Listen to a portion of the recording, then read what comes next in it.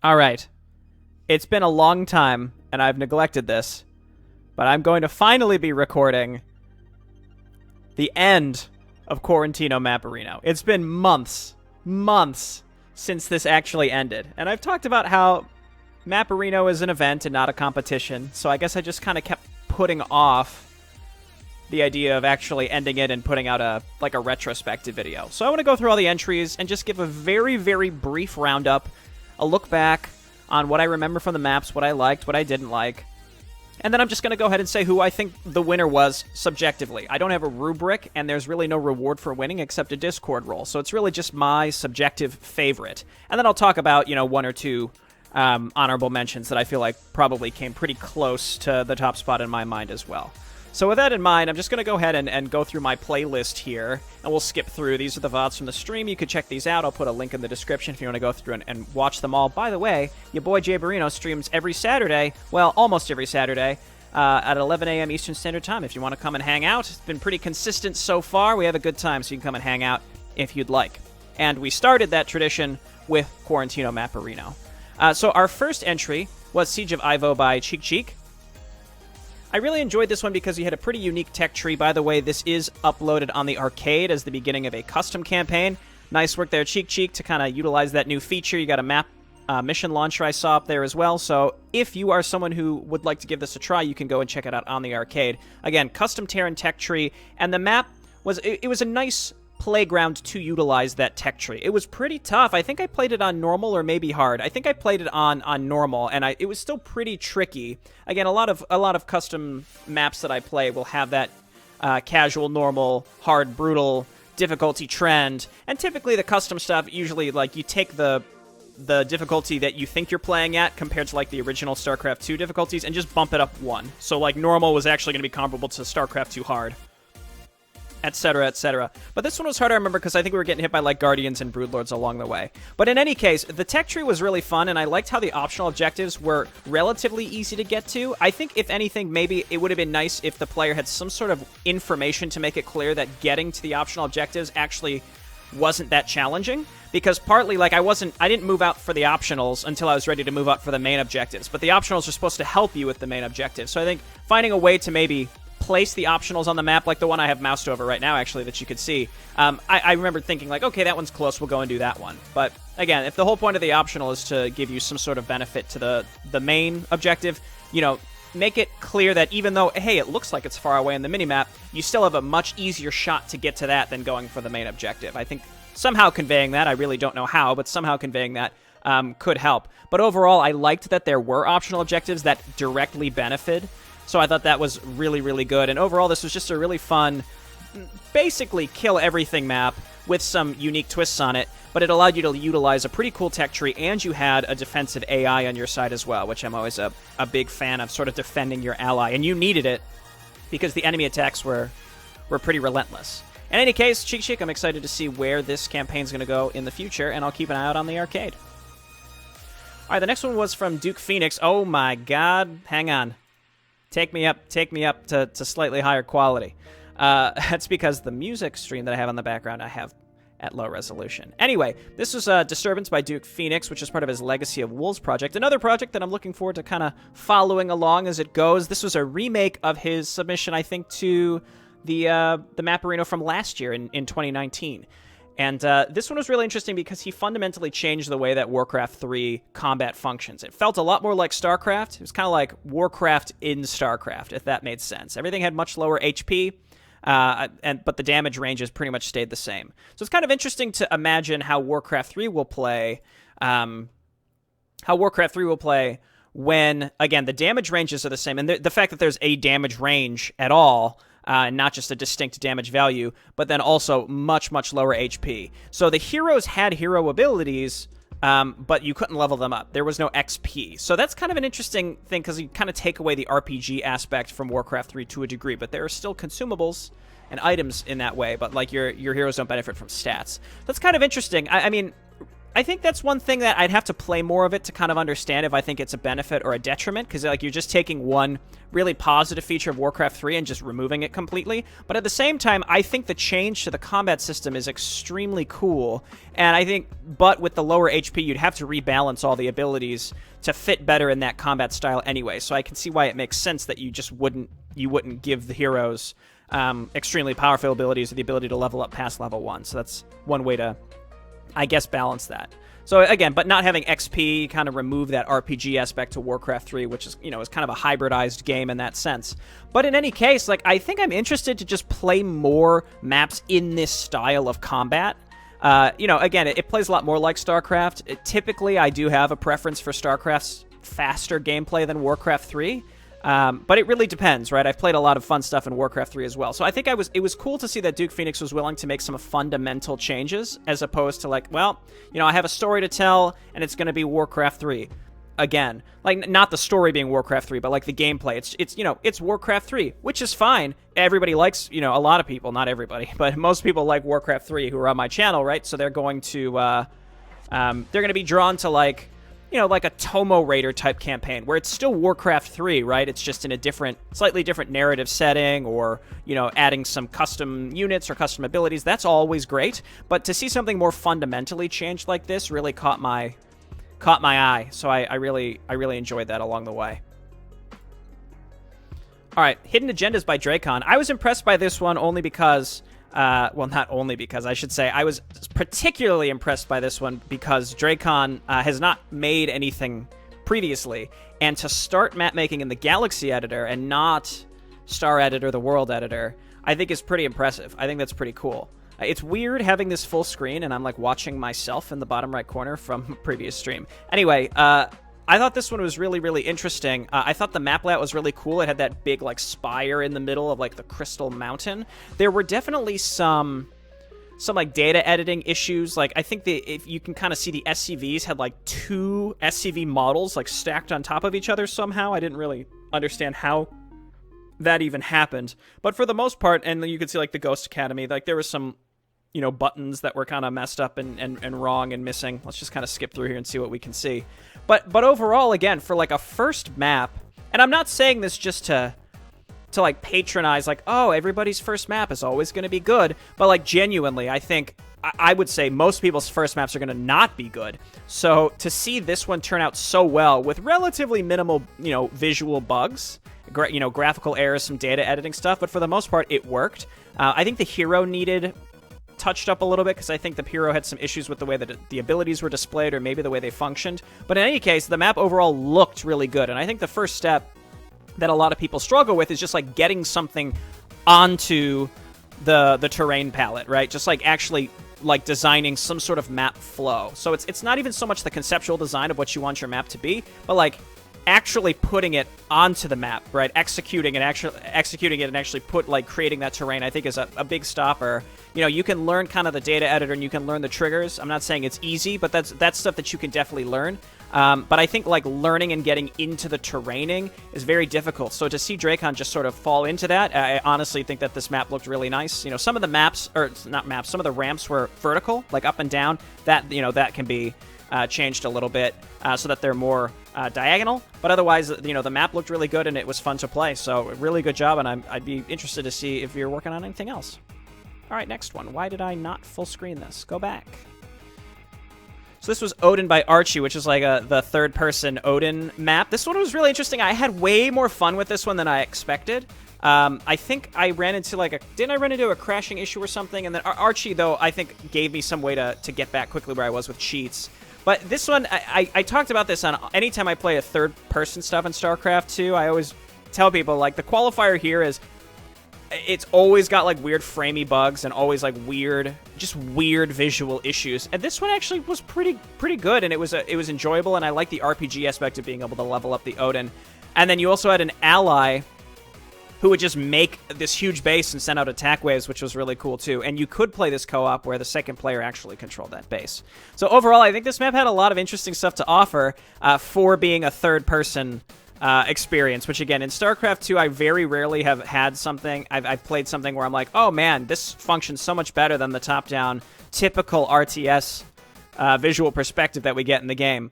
But like, I think this was like a really cool supplement to what you typically experience from like the typical top-down stuff. So I had a good time with this one, and I think this one's on the arcade, so I'd encourage people to try it out. It's a relatively concise experience, around an hour long, and yeah, it was fun. All right, next one. I try to maybe pick up the pace a little bit, just a little bit. This was Christopher's Big Adventure, submitted by Azure Guy. I liked this one. It had a lot of strong points. I mean, a lot of these I'm going to go into and say, like, I liked, the most this one specific point, which is not to say I didn't like other things, just to preface. But my favorite thing about this one was that it had a theme and it really stuck to it. The fact that you started with no music, no mini-map, it felt very desolate. There was no theme to Quarantino, but, I mean, it was Quarantino because of COVID. So this one was really about, like, forming connections with people, starting from a place of, like, no contact and no atmosphere, nothing, right? You kind of go and everything feels very desolate, and then you come in and you help all the colonists and such. So I think, like, I had a fun time with this one. It was very Metroidvania-esque. It was kind of neat to see the kind of things that you could unlock. But, like, when you unlocked the jukebox for some music so that the map didn't feel so desolate, and then eventually you could unlock the mini-map, those were, like, mind-blowing parts of the map, right? So, overall, like, it wasn't so much like a challenging, like, boss battle gauntlet type thing. There were boss battles that were interesting, but I think, and there were puzzles, too, that were really fun, too. There was, like, a Perdition turret puzzle and a few different things. But what I liked the most, again, was the fact that this map attempted to actually have a theme, and I think succeeded, whereas I think a lot of other maps, not in Quarantino, but just maps in general that I play across these games, don't even attempt to have some sort of cohesive theme. It's just, hey, we've got these enemies, go and kill them, maybe there's some political subversion going on, whatever. But, like, again, to have an actual, like, emotional theme is something that's very, very rare, and that's probably because most people have no idea how to incorporate that into a StarCraft or Warcraft map. And I think Christopher's Big Adventure really accomplished that, and I really appreciated that. The next one was Bloodlines by Seven Blood, and this was the Centaur map, wasn't it? So, having just played the Mongol campaign in Age of Empires 2, I can see how this fits very, very closely with that original... oh, this was when I think I lost in my first attempt. We'll skip forward. I mean, I didn't lose. First try, for sure. Where there were a bunch of different... either neutral or enemy factions on the map, and you had to perform different tasks, and I think two of the factions were mutually exclusive with each other, but what you could do is, like, if you allied the correct one, then that would allow you to kill the other one, which allowed you to ally a third faction, stuff like that. So I really liked how this one not only introduced an entirely custom faction, it also fit really interestingly into Seven Blood's Axeverse, where up until this point, we were playing as the Taurans, and now I like a good perspective switch, let me tell you. It's really, I think it helps a lot in terms of storytelling. It helps you flesh out new characters and new factions, and it's not just good guy, bad guy. I think that makes a really, really interesting way. So, great with the perspective swap. Really good use of the custom factions, and I just think it was a fun map with the way that you could kind of position yourself to take advantage of the different allies. And also, I think Seven Blood sort of solved the typical end-of-game slogginess for real-time strategy, which is like once you kind of hit the climax of the challenge of the map, where, you kind of overcome the first enemy base, then you could spend anywhere from 15 minutes to an hour in some cases, maybe more, just like cleaning up the map. It's not hard anymore. You just have to kind of do some basic macro tasks to slowly destroy the rest of the bases. Whereas this one, you gain more allies as the map goes on, and they actively help you finish the map. And that just really speeds up the end. And also, not just about speeding it up, but makes it more engaging in that way. And it also makes it very clear, like what objectives you need to be going for in terms of, like, which enemy bases you should be attacking. So really good job there, and I had a good time with this one too. On to the next one. Full Circle by Necron. Oh, I never actually finished this one. There were a couple maps I meant to go back and actually finish. So I really enjoy UED AIP, and if you enjoy Brood War and you haven't tried UED AIP, you really need to. It's a mod for StarCraft Remastered, and I have a full playthrough of the expansion campaigns on my channel. But this was a doozy. I mean, like, I was able to beat the actual Brood War campaigns. But this map, man, it was tough. I think if I were to go back and try it again, maybe I'd have a little more luck. But it's really Full Circle, but just way harder. But way harder, I think, is reductive, right? I think it's harder in pretty fun ways, right? it's basically like the original StarCraft full circle map for like a veteran player who wants to challenge themselves. Because I wouldn't say it's not unfair, or it's not hard in an unfair way. It definitely is something that will put you to the test, and you'll probably have a good time with it. I really don't know any better way to describe UED AIP. There's a lot of interesting and custom mechanics to it, where I think that the final product ends up being elevated higher than the sum of its parts. Like there are a bunch of little pieces, and again, when you put those all together, you get like a much higher elevated StarCraft experience, in my opinion, right? So I know Necron's working on more vanilla maps. He's working on Enslavers, all sorts of stuff, updating the Brood War maps. But again, if that's something that sounds interesting to you, I definitely encourage you to play it yourself, or you could just check out my playthrough to see if it's something that really does interest you, because it is hard. It's not like, oh, I beat StarCraft and I wish it was a little harder. Because when you actually do get hit with that challenge, you may realize, like, oh my god, this is maybe it was too hard. But yeah, this one was good. I don't think it was too hard. I think it was just one of those where you had to maybe try it once to get a sense of the frequency of the enemy attacks, to kind of know how risky you could be in terms of being aggressive versus expanding, etc., etc. Also, the Zealots had like really wonky models, and I really enjoyed that. Even though it was a visual bug, I thought it really added to the charm of the map, even if it was entirely unintended. Okay. Krail Edensmeer, King's Fall by Stormbarcel. So Krail Edensmeer, I imagine, is a campaign that he's working on, and then King's Fall was the map that was submitted. And this, to kind of go back, I don't want to compare the maps directly, so to speak, but just to refer back to something I was saying, which is there's something I think really positive about just making what I would consider like a really solid, typical Warcraft 3 experience. And I don't want to say typical in like a derogatory way, right? And I think Warcraft 3, I think this formula fits better. With StarCraft 2, I tend to be looking for something a little more unique, like what new things can you add? Whereas Warcraft 3, I feel like if you just make a solid campaign with some custom assets and units and spells and stuff and heroes, you're probably going to please a lot of people. And again, I think there's something really positive there for someone who can do that successfully, because it's not as easy as it sounds when you say, oh, it's typical, as if to say everyone can do it. That's absolutely not true. So like Tomo Raider, I would see, is like the epitome of that sort of like typical formula person, but his campaigns are widely considered some of the best in the community for Warcraft 3. Now, I would see King's Fall here as meeting that standard pretty well, in the sense that, again, it's a very, quote, typical Warcraft 3 experience, but it's extremely solid. It's extremely solid and polished, and I had a good time with it. It was nice to see some Reforged entries that functioned decently, with the aura, the negative aura around Reforged, which, the devs brought upon themselves. I don't even want to talk about Reforged, honestly. There's no point. We all know that it was problems. So, but the bottom line is I was happy to see some Reforged entries that were fun to play, and maybe bring some positivity back to the game, regardless of the missing support from the developers at this point. But yeah, ultimately, I think this was solid. I like how there were multiple pieces kind of exploring through the forest, gave you time to build up, and then I'm killing my own worker, and then kind of pushing into the city. And it seems like there's kind of an interesting like Elves sort of versus humans idea here. Like, I think we were allied with some of the humans, but I'm not entirely sure. But I remember the story for how it was presented in one mission was intriguing enough for me to be interested to learn a bit more. All right, Legends of Arcane, Elves of the Deep. This one's interesting from Shardundred because it's part of the second Undead book, and I've actually played Elves of the Deep as part of the second Undead book, and you're going to see that video in a week or two.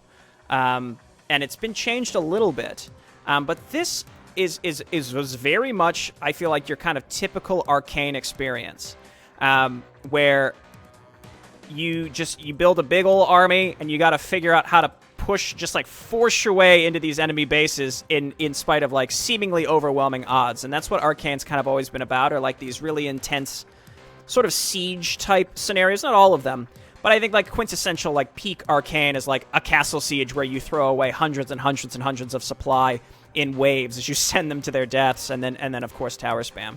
It seems like Shardundred's trying to get away from encouraging or incentivizing tower spam, so that's kind of interesting to see. I think that's good, even though I rely upon it, so we'll see how it goes. And you did have 3 heroes with some pretty good AoE abilities, which you actually just see me casting on screen right now, with the Flame Strike and the Starfall and all of that. My biggest issue with this one are the really tight corridors. It's just really, really, really tough. But what I really liked was the optional objective where you can break through the gates and then you just get like a ton of extra resources and all these skeleton reinforcements. I like that because it makes it feel like the map is being propelled forward through events, which I think is really important for campaigns. I've talked about this in the past about things that I think make like for good campaign scenarios as opposed to just like, here's, altered melee or something like that. I think like certain scripted events, while you shouldn't rely on them, you don't want them to be contrived and like kind of gotcha moments, but I think that they can be used in really strong ways to sort of propel not just your story, but also the way that a map is played forward in a really positive way. And I think Shardundred excels at that in a lot of Arcane. So this map definitely encapsulated that, even though I struggled a lot with these tight corridors. And, I think typical issue that I sometimes have with Arcane, depending on how I play them at the beginning, is if you start running out of money, it's not that you're going to mine out per se, but you have to just basically sit and wait and do nothing while you wait for resources to accrue to build a whole nother army over time. Else, you're only able to build small numbers of supply and they get sent to their deaths. You have to build like a big army, which means waiting for a lot of resources. So you can see like right now I'm at 400 gold. If I wanted to get above 55 supply, I'd have to wait for a really long time in order to be able to actually max out an army. But I will say, I think you all are going to enjoy the second Undead book based on what I've played so far. And I think this map's been improved in a few different ways. Some extra tools were given to the player based on what units were available, I think. So that made a pretty big difference. But overall, like, I had a good time with this. It was Legends of Arcane, right? So if you've watched all my Legends of Arcane series, you know my feelings in the sense that some of the maps, I think, are kind of bullshit in the sense that they tilt me.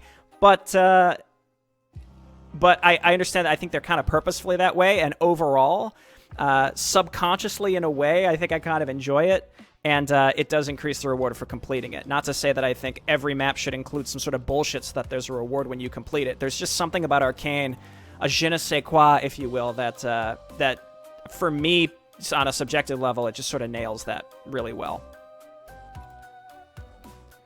Face the Music by Cacho.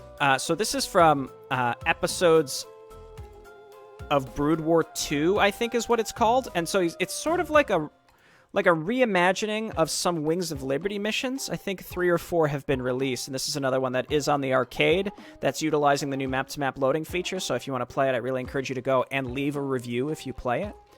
But this was a remake of the 3rd mission from Wings of Liberty, which is the Holdout map, and in this case we're playing as the Dominion. And this one I liked a lot because it was kind of all about like moving out and finding these bunkers.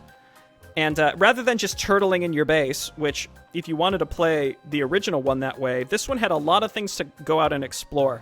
And this one was not about escaping. It was literally just killing everything. Just, like, you just had to kill, like, 1,000 Zerg, and that's what ended the mission, which I thought was really interesting. And what I liked, too, was, like, you find these abandoned bunkers, but you can hold different parts of the map because the Zerg spawn from caves in very small numbers. So if you didn't allow them to clump up to get to your main base, it was much easier, but you needed that much more in-depth map control. So this seems like one that would scale really well with different difficulties, which I appreciated. And I would say the polish of this one with the mission launcher, and then I think there are achievements, and there's tech that utilizes bank data, again, just like the Wings of Liberty campaign, was really impressive. And so this one, again, was like a super polished experience. I wouldn't consider this like a typical StarCraft 2 polished experience. It was just a unique, but also polished experience. And I think this really checked a lot of boxes in terms of, again, just being impressive in general. I really liked this one. And if anything, the main thing that this showed me is like, I really want to follow this project and play more of it as it comes out. Because again, this one, while I think was much different than its original counterpart, still, was that typical Mission 3 holdout.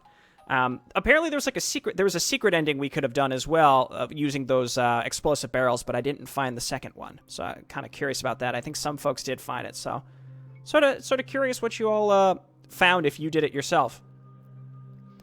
All right, and then this was Zealot Commando, created by Matic. Matic has put out a lot of bangers in the past of just really cool arcadey experiences. So like Matic created Quest, which was like a Warcraft 3 dungeon crawler type map, and Mercs in Space, which was really fun. I played with Deltrin, and then this right here was it's kind of like Metal Gear Solid Stealth, where you had very little HP, and it wasn't, I mean, even if the enemy saw you, it was basically over. But you had to figure out how to sneak around enemies and lure them into traps, or to incapacitate them without them or any of the people around them seeing you.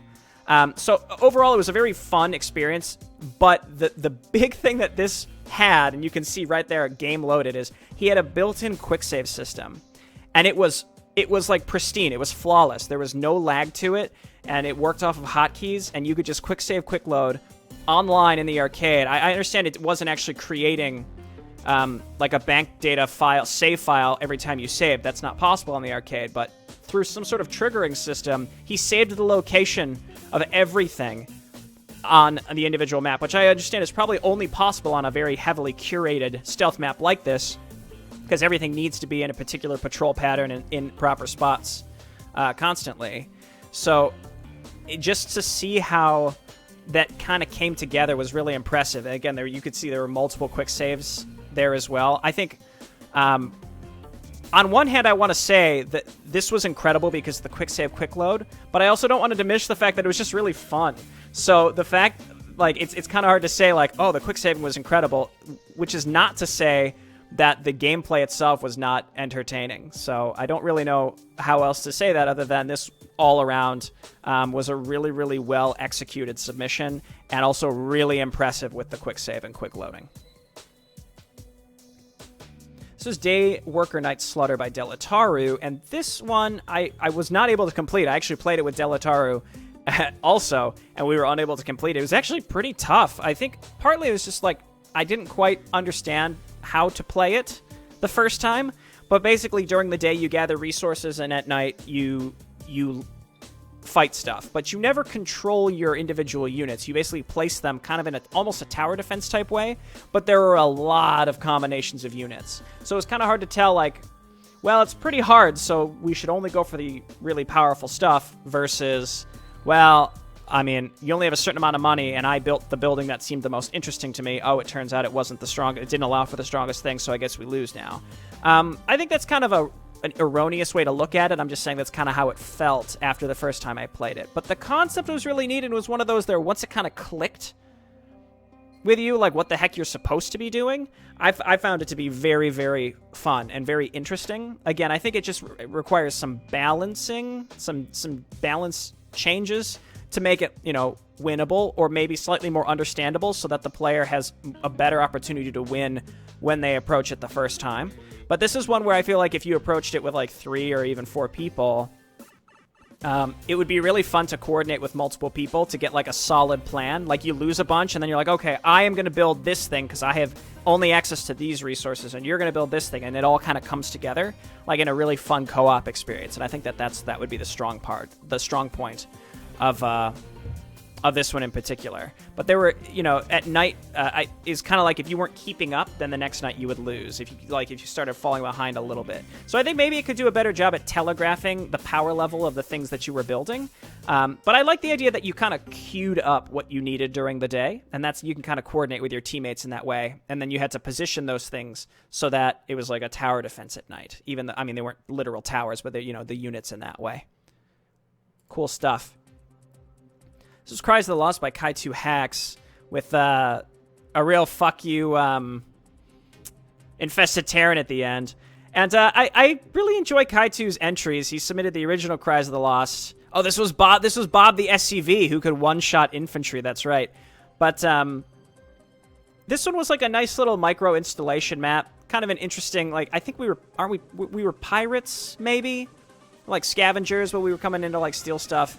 And it was just a nice little self-contained story that picked up after the original Cries of the Lost. So in a way, I would say, you know, its strong suit is a little contextual on the fact that it is related to another map, right? As a standalone, it was a pretty standard, like, you know, walk through the installation type situation with, you know, a couple heroes and then, you know, some typical Marine fodder as well. But it was, I mean, it was fun. I don't know how to say it like that doesn't sound derogatory. Maybe I'm just too easy to please. But like, I had a nice time with this one. And having an SCV hero that just absolutely demolishes everything is surprisingly fun and is definitely a unique experience that I haven't seen in StarCraft, at least for a long time. Maybe I'm like an old used map settings map on the old BattleNet that I played when I was younger. But I had a lot of fun just running around with Bob and murdering stuff. And then also at the end, there's that infested Terran that pops up that's basically taunting you to try to kill it with the SCV. And I think I ended up bugging it out, which was probably disappointing to Kaitu. But in any case, I mean, it's one of those where it's cool to see kind of a pet project like this Cries of the Lost, series of scenarios continue, and I hope we see more in the future. Power Core X submitted ambivalence allies, and I really got to say, I would give this one like a huge double thumbs up for being a fun map and also like a massive, massive improvement based on what I've seen Power Core X make in the past. I would say I have a good time with Shadow of Liberty of what I've played of it in the past, but the difference, the design and quality difference between that and this is massive, I think. And again, I'm not saying that means Shadow of Liberty is bad. What I'm saying is that this turned out really good, and I think that says a lot. And it's cool to see that Power Core X is sticking at it, and I really enjoy watching creators as they continue to make more stuff, and then just see it just steadily increase in terms of quality and also like fun factor. So this was really neat. We had the Dark Templar faction and a lot of interesting tools at our disposal. Vorazun was really strong. I think I ended up losing because I lost Vorazun, unfortunately, and I wasn't saving. So, having that hard, hero dies, you lose instantly is just part of some real-time strategy. So I would not necessarily argue that should be changed. That was my own mistake, and just because it's a possibility doesn't mean you need to change it. But I liked how the optional objectives allowed your allies to move forward and set up little defensive outposts. I'm a sucker for that type of mechanic. As I said in the past, I like defensive allies that you can support and like they move forward and sort of move the battle line forward a little bit, so you have an area where you can set up your own forward production, and then you don't have to go nearly as far to kind of get back to a base area to resupply, as it were. So I think I really like the way that the optional objectives fed into the main plot here overall. And the story was interesting. It seems like this is part of a much larger campaign that Power Core's putting together, and I think it's an actual sequel to Shadow of Liberty, right? So I'm looking forward to seeing where this goes, because I really liked the faction. The faction was not like Vorazun co-op faction. It had a bunch of different stuff in it, so I'm looking forward to seeing where it goes. This was submitted by Cools from the other side, and this was playing as Alpha Squadron on Antigua Prime. So it's called From the Other Side, and I don't know if Cools is still working on this or this is an idea he's still going with, but it's basically his attempt to mod in StarCraft Remastered with some custom scripts, and you play as the non-canonical faction in that specific scenario. So we play as Alpha Squadron, just wiping the Sons of Korhal off the map. So first thing, obviously, it shouldn't be ghosts. They should be specialists or something. Am I right? But this one I thought was like a really solid Brood War scripted entry. I had a good time with this. It was tough. I think really just the enemy with the lockdowns I remember being a big annoyance. But in terms of how it was balanced with how the enemy tended to attack you and the way that the map was designed so that they could hit you from multiple directions. Because if you look at the way the map is now, you kind of have a choke point at that forward area, kind of where I'm looking at now. But if you go forward up the map, there are multiple pathways the enemy can make to get through to you. And I think that allows for a lot more engagement with the player to, even if you feel ahead or you're ahead on supply, get put on the back foot. So couple that with, enemy attacks that are not a joke. They're large enough to actually end the game. Which I think is necessary in real-time strategies, and I think some real-time strategies just lack that these days, and instead will rely on like time limits or something to lose, as opposed to just like throwing an enemy at you that can legitimately kill you. I think this accomplished that really well. I don't know how Cools felt about this. Again, he mentioned several times that this was like his first attempt, but I think it turned out great. And I like that, just the general concept of, flipping the script on what faction you're playing as. I think you can do a lot of neat stuff with that. So, just keep at it, and I'm sure every attempt that's made will improve a little bit. And, yeah, I mean, there was, other than the ghost lockdowns, I really couldn't think of anything that stood out to me as like something that I didn't enjoy about this map. Oh gosh. So this was Regorged the Clans by Outsider Z, and this was just a big parody on Warcraft through Reforged in general. So this was a mission from his own Lord of the Clans campaign, and he just changed a bunch of the dialogue and stuff. One of my favorite things about this one was how certain things just didn't work, and while I was playing it, I was pointing out that it was a bug, and I don't think he was lying when he said this, but he basically said all the bugs are features. So basically, things purposefully didn't work.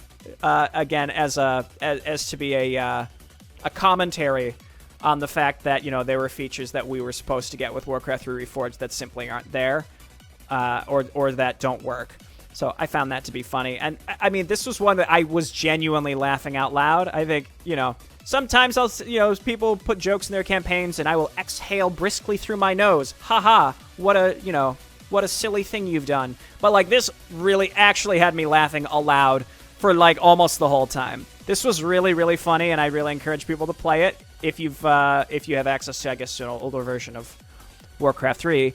But this one was killer. This one was like actually funny, and good job, Outsider Z. And of all the people I would have expected like a trolley submission to come from, Outsider Z would be at the bottom of that list, which is why this was so great. Because getting it from him of all people. Cleansing the Crystal Sea by Zion Taj. This one, by the way, I really like the loading screen. Very nice. This was another one that had a custom tech tree, and also, well, it looks like I skipped to the right place. There were naval units, and this was before the most recent SC2 patch that allowed for water pathing. So I have no idea how difficult that was to incorporate, and it was a little janky, but it worked for the most part. It was just a hard map. It was just challenging for me, so I was unable to complete it, and Ozai has made some updates to it, so maybe I'll go back and give this a shot one day. But the way the economy worked and the way that a lot of the unit interactions functioned were, they kind of reminded me a little bit of Command & Conquer in the sense that the unit counters were a lot heavier. In the sense, like, you had an artillery unit that was extremely strong, but extremely fragile, for example, so that kind of stuff. And, like, your biological units, you could mass up, but they could die en masse very, very fast due to any sort of AoE, because of the way they clumped up and such, but they were also pretty cheap. But I think that this custom faction hit a lot of the boxes for me in the sense that it was really different. It wasn't just a little different, it was really different. And I typically appreciate that, and there was a lot of interesting things you could do with it. Again, I think I struggled. It didn't click with me early enough for how to use it properly, and the enemy attacks just rolled over me slowly. It was like a slow death as each enemy attack, especially because they would drop on you with naval units, and those just massacred me every time. But I was appreciative of the custom faction here. I'd like to see it used in other contexts. It's cool to see that people make individual maps with custom factions, and the only thing I can say is, hey, your custom faction is fun, and it's a custom faction, so put it on more maps. That's easy for me to say. I'm not the one making the maps, but if you spend all the time putting together like a data package, a mod file essentially for an entirely custom faction, you might as well go ahead and throw it onto into a bunch of other scenarios, see what sticks. It doesn't necessarily have to be a campaign per se, but even just a series of like altered melee scenarios. Just make sure that all that work is utilized to the fullest. So I hope we see that, Zai. Oh god, Weebcraft. I don't even know. I don't even know what to say about this. This was from Hoop Thrower. This one was another one where I was laughing most of the time, but it was truly cursed. All the units had anime unit responses when you moved them and also shot. So I don't even know what else to say. This one became a popular meme on the J Burrito Discord, and maybe we'll get a sequel in the future. I don't know, but it was fine. It was just you versus 2 or 3 Terran bases. It was quite easy, but obviously it was just meant to be silly with the anime noises, and it was pretty funny. Echoes by Rossville Dylan. This was it was very much like a Dead Space-esque. I mean, I don't even want to say it was like similar to Dead Space. It was basically Dead Space in the sense like the intro when you come in with your team and then you kind of go into the control room and you see your team get killed in the other room, that kind of stuff. This one, I think, was a unique concept, and you had those little med packs that you could use at certain times. And then the other thing was that there were little hacking mini games.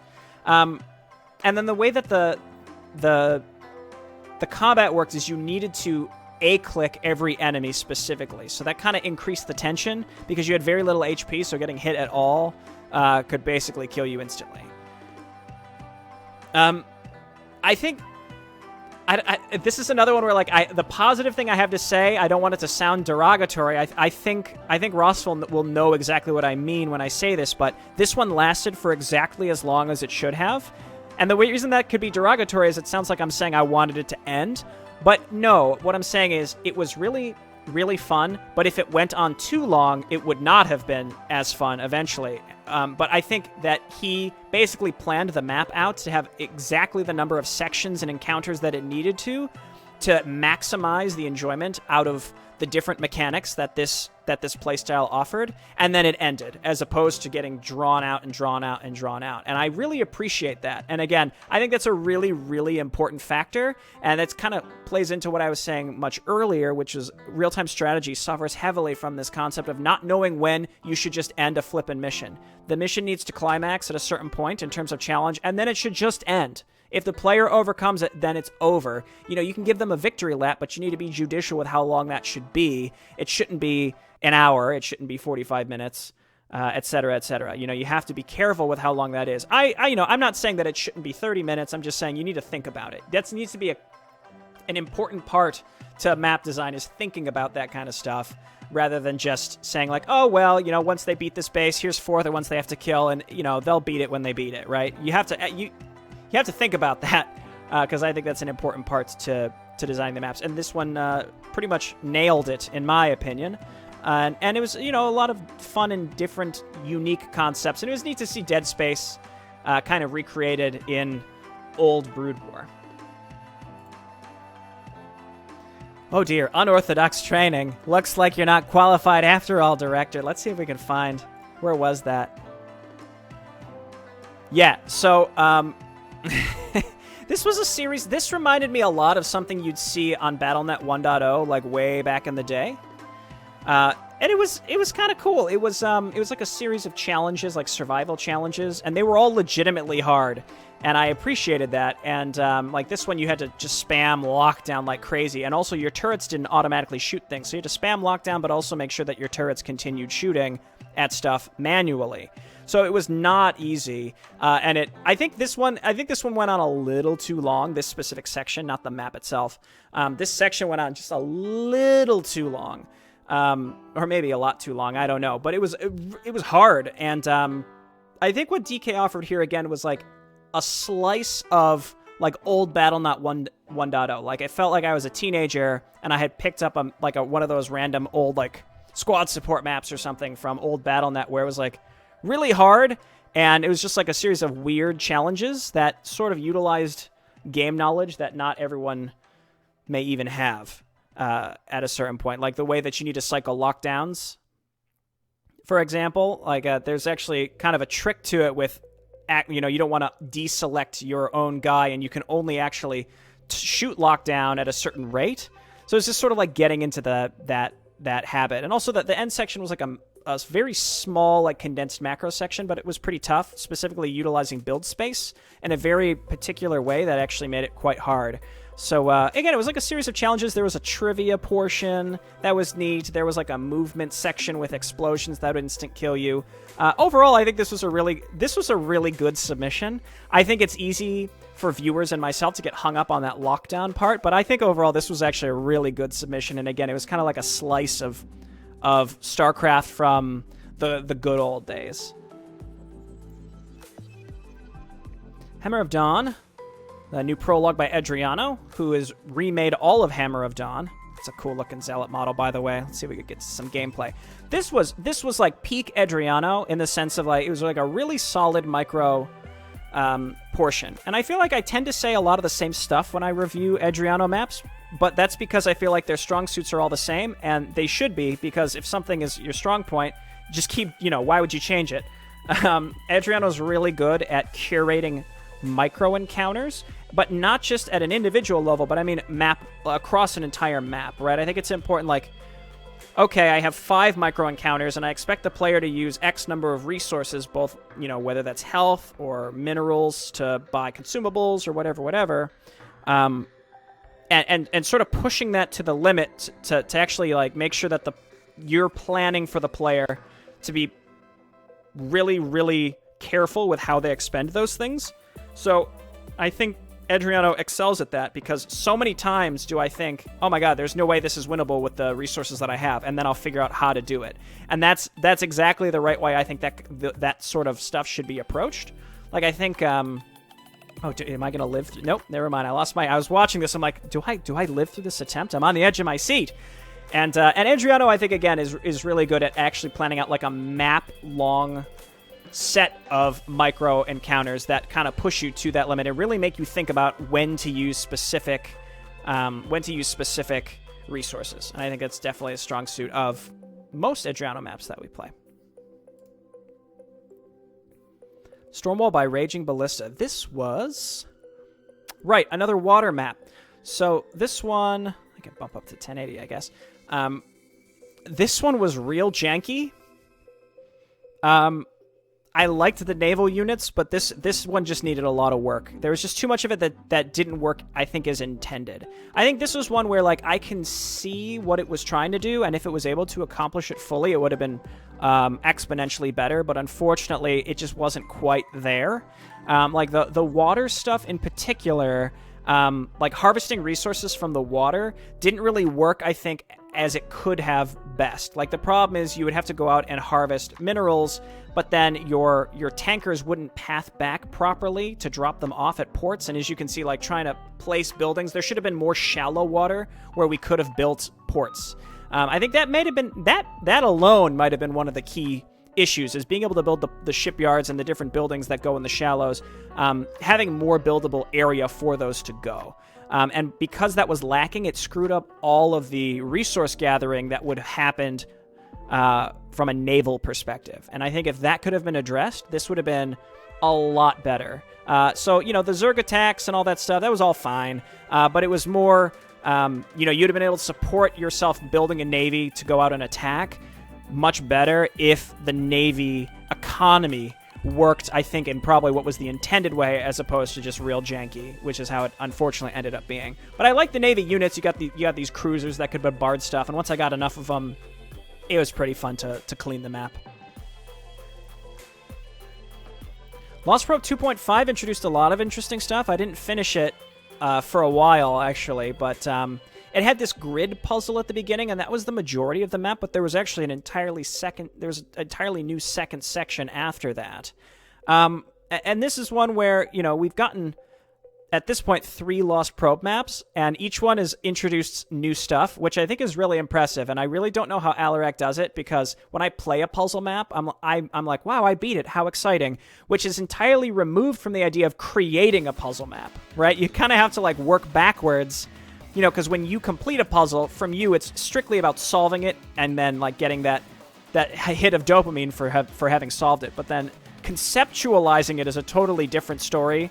And that, like, just to kind of think about how that process is like, it's very daunting to me. So to imagine that Alarak keeps doing it.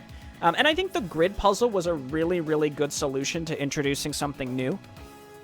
Right? Because if it was more, you know, blinking back and forth with blink recalling as part of the puzzle, you know, then maybe it would have started to seem a little repetitive. But again, he introduced, like, a whole different layer with the grid puzzles. And I think that grid puzzles could actually be expanded on to provide even more stuff if there's going to be a Lost Probe 3 and 3.5 and 4 or whatever.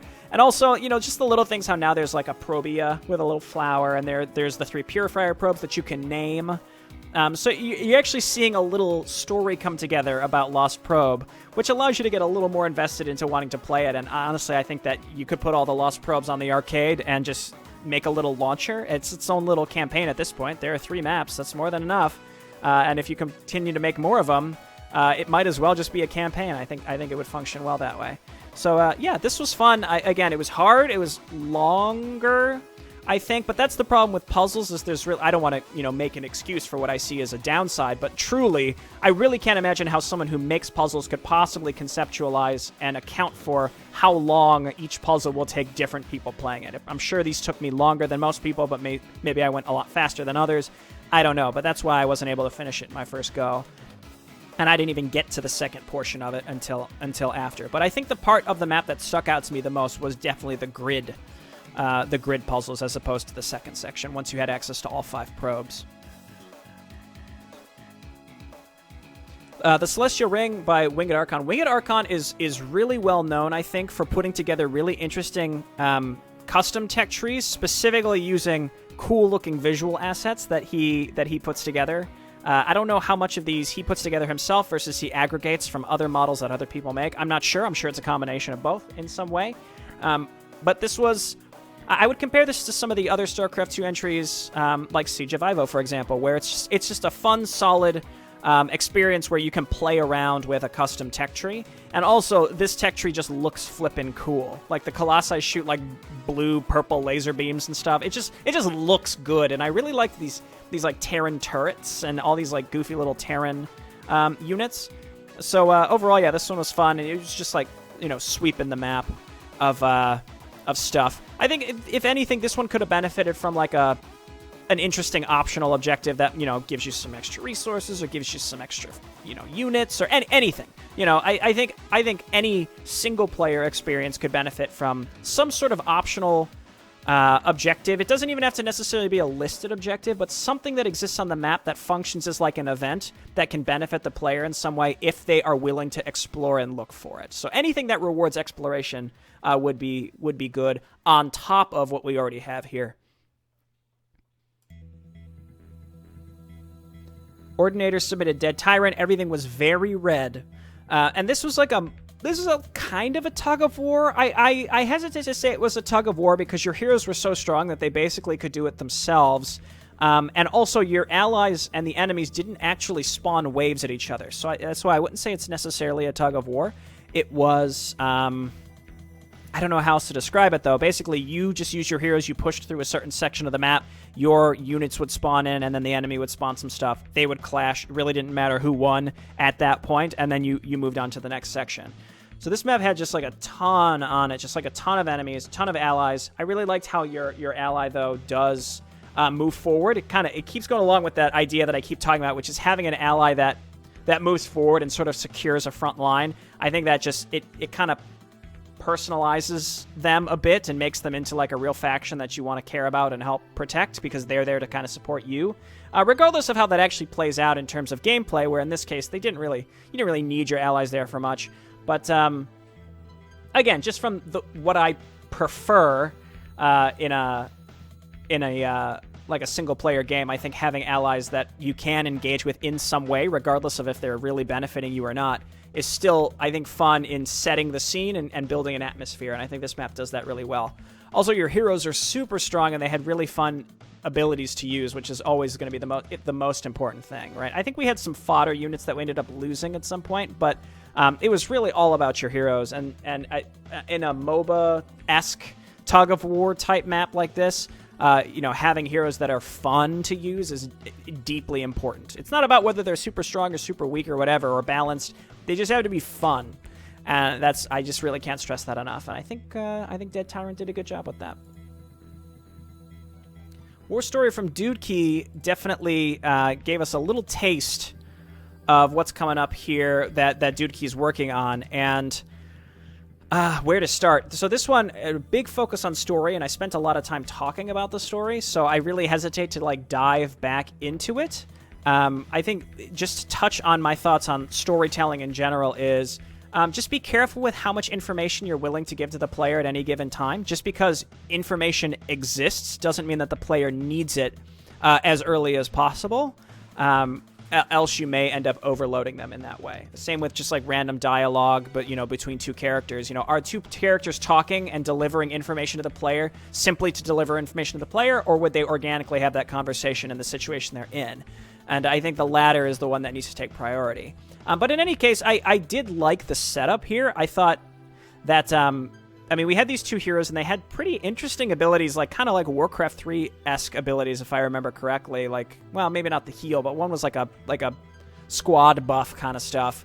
And that again, like that kind of stuff reminds me a bit more of Warcraft 3, but like really good camera work. Like if I were to rewind to the beginning, with like the APCs and stuff, I thought were really well done. I like this guy with like the Predator helmet and the cape. So everything looks really good, and I'm really just excited to see more of this project because it seems like Dude Key is focusing kind of foundationally on all these different factions and like fleshing out the factions and then putting them onto maps, which is what I had talked about earlier, which is like if you're going to focus and kind of go down the custom tech tree map, you know, flesh out that as like a data mod and then build the maps around them as opposed to, you know, making the map and then trying to like do a bunch of data stuff within each map if you plan on like having custom tech be a big proponent. And in this case, I think it is. I think the whole point is there's like 6 different factions and they're all squabbling over different things, and, you know, alliances may form or break. So, you know, having those all fleshed out from the beginning seems really important. And, yeah, solid work. Reelcraft by now, this was a really impressive and concise entry. I'm trying to think of like the best way to describe why I think the conciseness was, because that makes it sound like I'm saying, oh, I'm glad it was short and I could get it over with. But it was a repeatable and concise arcade experience, and I think that this would function extremely well on the arcade as like its own game mode. Like I could see this as like a game mode of co-op in like the legit like vanilla StarCraft 2 game. It's repeatable with a lot of different options. There were some data errors. I don't know if data errors is the right way to put it, but there was, you know, I think it was an issue with the, you know, basically like the tech allowed. I think like I got siege tanks at one point, but I couldn't actually build them, stuff like that. But that was like one thing. But the way that the map is laid out allows you to just replay it so many times, and the I was going to say the gambling aspect. The slot machine, I think of the word slot machine. The slot machine aspect was, like, perfect. Again, because, and there were, I think, like 10 or 12 different difficulties. So, like, the higher the difficulties, the more likely you're going to get a negative slot machine outcome. But it's still a slot machine. And, like, just, like, the minuscule things of, like, when the slots are going, it actually sounds like a little slot machine, and it kind of ticks away, and then you can see them ticking, and then it'll seem like it's about to stop on one that might be positive, and then it'll tick one more to the negative one. Like, a lot of little things came together to make this map, I think, an extremely strong experience, and a big part of that is because it's very repeatable. You have access to a hero, which is, I think, what is good about, again, kind of a repeatable playthrough like this is like your hero, you could, you know, choose to have them be relied upon in the early part of the game and then kind of transition out of them and rely more on your faction, or not. It depends on what the slot machine gives you. And I think, again, I really can't stress the repeatability combined with the fact that it's relatively concise, right? I mean, if it's like an hour-long experience, I'd hesitate to play one and then queue up again, whereas this one, it's about 20 minutes. You finish it, and then you're like, I'm going to do that again because I'm curious to see what I'm going to get differently. So this one, while I do think about the potential of it, it still turned out super, super solid in the sense like, okay, I can see that, you know, eventually you had a Zerg faction and you've had Protoss heroes and a Protoss faction, right? That's not there. But I wouldn't necessarily count that against this because even though in its current iteration with just Jim Raynor and Blaze, and I think he added Nova recently, it still fits that where I would still replay it a bunch of times because the slots themselves, even without the heroes and the different factions, provides a lot of replayability. So I really enjoyed this one, and I hope he releases it on the arcade because I think it could definitely be a hit. And here's Hercules Day Off, our winner from 2019, Vengeful Strudel, coming in hot with another Hercules map. This is another one where, like, make a mission launcher and, like, throw it up on the arcade servers. Just get it up there. I mean, we've got map-to-map loading. You've got 3 Hercules maps, and they're all really good. So just put them up there, I'm sure. I mean, Hercules essentially functions as, like, a boss rush. And as far as I know on the arcade, people really enjoy those. So I think this could function really well. And this basically took all of the strong parts of Hercules both maps, really. Specifically, the last one, though. And the Misadventures of Hercules. And just condensed it into a slightly shorter experience. And just kind of threw the player into, fight a bunch of bosses without a lot of the... I don't want to say bloat, because I still enjoyed it in the previous one. And also, I liked how you had this big city where you could explore all these Easter eggs that were call-outs to different parts of the community. I really appreciated that, and I'm sure a lot of the people who were referenced feel the same way. But that's, I mean, it's nice to play something and feel like it's part of a bigger community. I mean, Hercules is, in general, the Hercules series, I should say, is very lighthearted. And I don't want to say that that's, like, the key to my heart in getting a good, like, a high vote from me in terms of judging these. But in a way, it is in the sense that it does it well, right? You can have humor in your maps that doesn't really land with me or certain people, but, like, the Hercules humor here is, like, it's on point, I think. And then also having a lot of this, like, we're looking at, I'm mousing over Bick, which is a reference to Rick from the Annihilation campaign, because Dudekey and Vengeful Strudel, I think, chat a lot in terms of development for StarCraft 2. Just all sorts of stuff. I think there was more in this city that I didn't even get to explore. And, that's separate from the gameplay itself. There were, I think, 6? More than that. I think there were like 8 or 9 heroes, right? And they all can be upgraded differently based on how many resources you have. So I just think that the strongest part about Hercules at this point is the variety of loadouts you can take. I think to be as concise as possible, it's the variety of loadouts is really, really impressive. And it's fun to then come back and try it again with different heroes. Misadventures of Hercules did that really well, too. The Cave tutorial by Glorn. This one, it's kind of hard to talk about because it's part of a much larger experience. This is another one that's on the arcade that you should go and check out. The Cave is like a huge, huge RPG that you can play alone, but probably is much better with more people. And it's kind of like a dungeon crawler RPG, but also I think every like in-game day you have to go back and defend your town because a bunch of undead enemies pour out from the titular cave. But there's a lot of customization and a lot of like different paths you can take in terms of how you tech up your character. So I'm not sure. I mean, maybe we'll see it here. I'm going to look to see if I can find somewhere in the video where I'm leveling up. But eventually, depending on who you're playing with and what you've got, you can choose whether to spec into like, oh, I'm a damage dealer spellcaster, or I'm a defensive spellcaster, or I'm a tank but spellcaster, or I'm a healing spellcaster. Like it seemed to me like there were that many possible branches in terms of how you build your character, which was really cool. And it looks like, again, there's like, it's listed as unavailable, but I think Glorn is still adding more and more and more and more and more. So this just seems like a really expansive map. In terms of, playing the tutorial, I think it was fine. I think some stuff could have been better explained for it being a tutorial. Or maybe it's possible that I accidentally circumvented how some of it was supposed to be explained. So, just kind of tighten that up to ensure that new players don't accidentally, like, get around something that is important that should be explained to them. I'm not really sure. But in any case, I had played the cave before, so it all kind of worked out for me. I do think that maybe the inventory system, like the way that you kind of drag and drop items, could be a little crisper. But overall, I'm really pleased with the expansiveness of the cave, and it's definitely one of those where soon TM I'd like to do a series of. It's just, I got so much on my plate, but this would be like a perfect co-op series to play through with someone.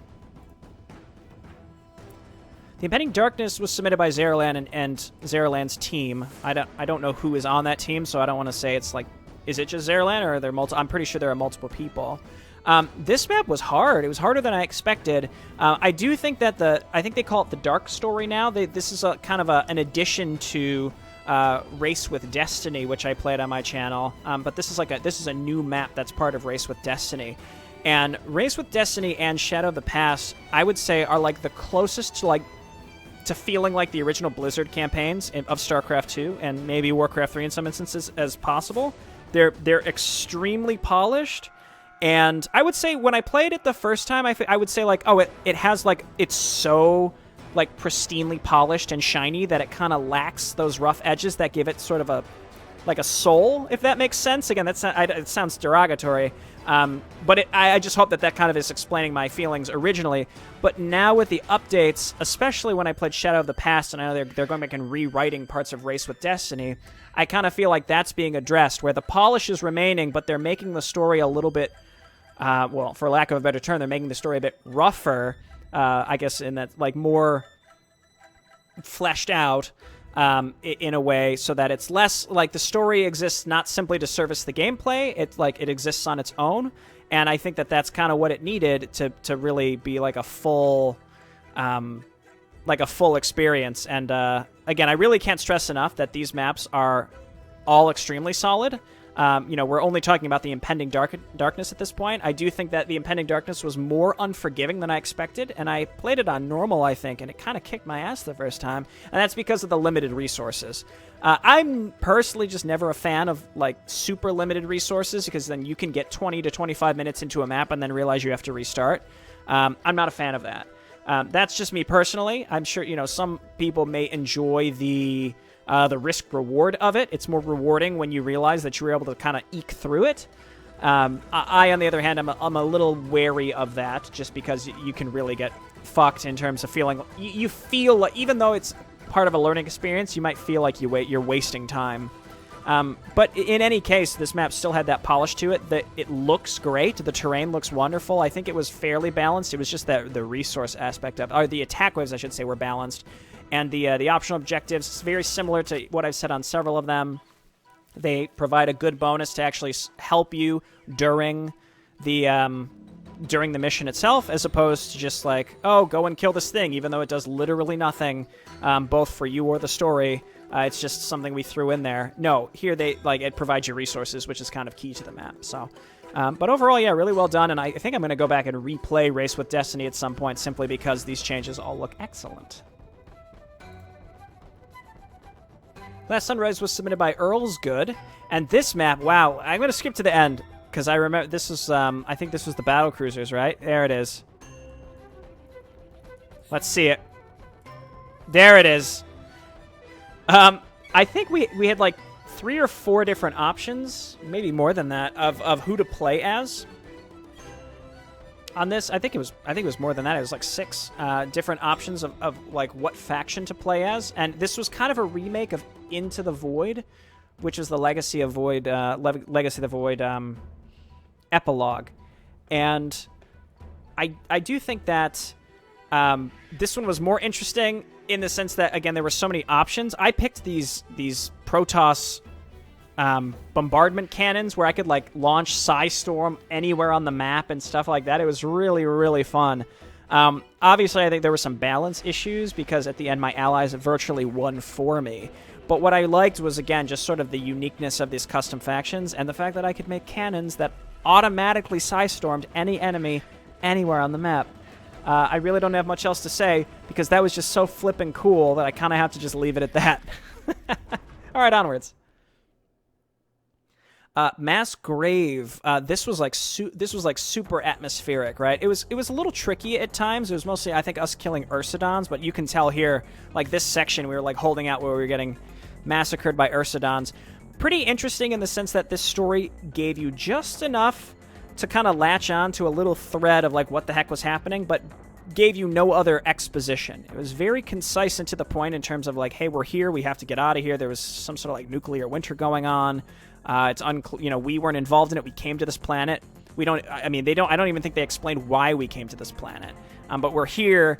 Things aren't looking too good. We got to get out of here. And then it's just like you team up with various factions along the way, and then you get to these different holdout sections with these beasts. But without a doubt, the strongest suit about this one was the atmosphere. It was a little hard to see because of the snow, I'm sure, from your perspective. But when I was playing it, I didn't have an issue actually seeing anything on the screen. And it definitely added to this feeling of isolation and just sort of the impending, like, nature, like, reconsuming the base as you're trying to escape. I think it was really, really good from that perspective. Burning Legion versus Cenarius. I couldn't complete this one. This was the Grom Hellscream map from the original Orc campaign where you drink from the fountain. This one I was just like severely imbalanced because the enemy heroes, I think, were... At least one of them was magic immune, had a Scepter of Healing, meaning they were a mobile fountain of health, and was level 10, and couldn't be stunned out of Starfall. And then our heroes were capped. They couldn't get up to, I think, past level 6. So I think at the end of the day, this one just needed some balance changes. It was a unique concept, but really just needed, I think, more testing to ensure that it was actually able to be beat. You would think as the Burning Legion you'd be able to win, and that's probably why the creator made the Night Elves extremely strong. But as it turns out, the Night Elves could definitely hold their own, and they rebuilt, so it was very, very, very, very difficult to actually complete anything. And I think probably if we tower spam and crawled forward through the map, it's possible, but it just got the best of me. I think maybe also allowing your heroes to get up to level 10 and maybe putting some usable items on the map would help too. Re-Reforged Departures by Insane Monster was pretty fun, and it's marketed as Re-Reforged because he's basically he's trying to make Reforged, starting with the prologue, into what Blizzard marketed it as, or what people perhaps expected it to be from the beginning. So he has some like little Easter eggs in there. Like, for example, I think as we move down towards the edge of the map, like it's South Shore, and there's like little lore tidbits as you go through South Shore, stuff like that. So there's like a lot of little things that were added to basically take the original maps, well, in this case map, and add a lot of details to it that veteran players would recognize and appreciate. And I think when you're talking about something being reforged, that's pretty much, I think, what people are interested in and looking for. So really good job there, and I'm intrigued to see more. All right, Project Merge by 3-Card Monty. This map I liked a lot. It was just full of map events. It was a little too long. I think I finished it with cheats, but it was really long. But that's also because I had a desire to look for everything. I had a desire to constantly be looking around and trying to find every little thing, as opposed to just trying to get to the end and win. So I like that there were a lot of options to allow the player to find stuff, to do stuff. There were those like siege tanks that were sitting on high grounds you could take control of, but you were also restricted only to Marines. Was it Marines and Firebats? I don't know, but it was TBT, so you're not going to make Firebats. And then there were spider mines everywhere. So like reduce the amount of spider mines, yeah, and maybe either give the player more tech or just reduce the size of the map. I just think it was too big for the fact that you were stuck on only Marines, even though you could like get these siege tanks, which was really cool. But after you found like the 8th one, you're like, oh my gosh, it was like constantly leapfrogging forward constantly, which is okay, but again, it was a lot. But I'm definitely a sucker, especially in the original Brood War 4. I'm a sucker for map events, like interesting things that just sort of happen, but you're rewarded for exploration, and that's what this map really did really well, was rewarding the player for exploration. There were many areas that the player just that you didn't need to go to any of these places, but the rewards for at least looking were pretty high, and I like that a lot. The Relic Hunter by William J. This is another one of those that was like, it was like third-person StarCraft 2. I don't think there were many visual issues with this one. I think if it was like you were at a certain camera angle, you got major frame issues, but if you kept the camera at a certain level, it was okay. And this one was all right. I didn't really understand the idea of the inventory. There is an inventory system, but it doesn't actually matter, I think. Or at least I don't think I ever understood how it worked. And then you also still controlled by right-clicking, so... I mean, the camera, at least, it never bugged out. I really struggle to talk about these third-person maps. It's very challenging for me because, 9 times out of 10, I'm going to say the same thing, which is, well, it's going to have some frame rate drops, and it's never going to be quite the same as playing like normal StarCraft 2. But for the most part, this one was... I mean, for lack of a better term, this one was fine. You know, like I don't want to say that it was not good. Like if there were blatant problems with it, then I would point those out. But like this one had no blatant problems, but I don't think it particularly stood out because it was just like a weird third person thing, right? I guess the only thing I'd point out negatively is that the inventory, I guess it just didn't really make sense to me why it existed. Right, because you didn't need to change your inventory to use the shotgun blast, for example, or to use the dash attack with the sword. So I guess maybe I just didn't understand it properly. I'm not sure. And then the last one is Defense of Inphis, submitted by Jorgensen. And this one, I also didn't finish, but it was a huge map. I liked the idea that you were like an intelligence agency, right? So all of your hero abilities were based on stealth and disruption and sabotage, which was pretty cool. And then you could sort of accrue units along the way because you would like find agents out in the field and they would join you. And your normal units are actually quite strong, again, because they're supposed to be like these intelligence agencies, which is really, really neat. So just the concept there was pretty cool. And it seemed like there's a whole world that was built up here where like there's this elven kingdom and this human kingdom, and the human kingdom has these like, they're like space marines, I think. I'm not sure. Let's see if we could find it. But they have tanks, all sorts of stuff. Kind of like 40K, kind of a 40K-ish feel from that regard. There they are. Yeah, so I don't know. It's just like real uniqueness to the factions here, which I thought was pretty cool. So with that all done, I don't have much fanfare for this, so I'm just going to come out and say, and let me just reiterate, the winner, this is not about this being a contest, all right?